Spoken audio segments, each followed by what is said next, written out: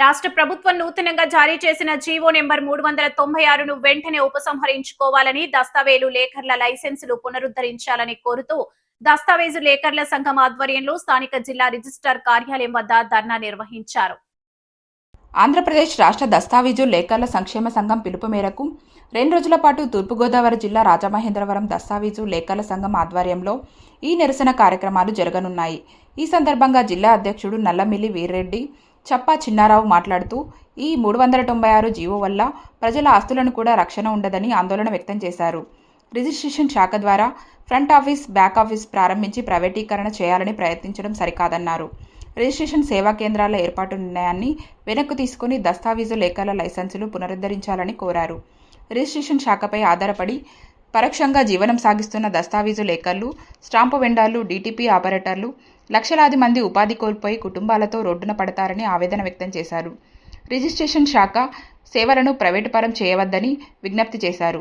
ఈ కార్యక్రమంలో రాజమహేంద్రవరం అధ్యక్షుడు కోల రామచంద్రరావు, సెక్రటరీ బేరి సూరిబాబు, ఇతర ప్రతినిధులు, లేఖర్లు పాల్గొన్నారు. ప్రభుత్వం వారు ఇటీవల 396 అనే జీవోని విడుదల చేసింది. ఆ జీవో వల్ల అటు డాక్యుమెంట్ రైటర్స్కి ఇటు ప్రజలకి కూడా చాలా ఇబ్బందికరం. ఎందుకంటే ఈ డాక్యుమెంట్ రైటర్ వ్యవస్థ మీద చాలామంది జీవనం సాగిస్తున్నాం. అంటే document writers, helpers, computer operators, వాళ్ళ హెల్పర్సు, ఇంచుమించుగా చాలామంది, కొన్ని లక్షల మంది దీని మీద, ఈ వృత్తి మీద ఆధారపడి బతుకుతున్నాం. అటువంటి వృత్తిని ప్రైవేటీకరణ చేయాలనే ఉద్దేశంతో ప్రభుత్వం వారు 396 అనే జీవోని విడుదల చేసింది. అలాగే దీనివల్ల కూడా ప్రజల ఆస్తులకు రక్షణ కల్పించాలి. ముందర ప్రజలకు ఆస్తుల రక్షణ ఎప్పుడైతే ఉంటుందో అప్పుడే వాళ్ళు ప్రజలు ఉంటారు.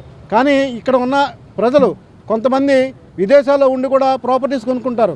అటువంటి వాటికి గ్యారంటీ ఉండదు ఇటువంటి ప్రైవేటీకరణ చేయటం వల్ల. అది కూడా ఒక్కసారి ప్రభుత్వం ఆలోచించి ఈ 396 జీవోని రద్దు చేసి మాకు రక్షణ కల్పించాల్సిందిగా కోరుతున్నాం. 396 జీవో వల్ల ఫ్రంట్ ఆఫీసులు, బ్యాక్ ఆఫీసులు అనే వ్యవస్థ ఒకటి వస్తుంది. అది ప్రైవేటైజేషన్ అవుతుంది.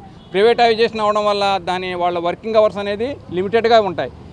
ఇప్పుడు ఈ రోజున లేఖర్ అనేవాడు ప్రజలకి 24 గంటలు అందుబాటులో ఉండి ఏ సమస్య వచ్చినా, ఏ లెటర్ రావాల్సి వచ్చినా, ఏ డాక్యుమెంట్ రాయవలసి వచ్చినా అందుబాటులో ఉండి వాళ్ళకి ఎల్లప్పుడూ విధేయతగా ఉంటున్నారు. అటువంటి వాళ్ళకి ప్రజలే ఎంతో కొంత వాళ్ళు ఫీజులు ఇచ్చుకుంటున్నారు తప్ప మేము ప్రభుత్వాన్ని నుంచి ఏమీ ఆశించట్లేదు.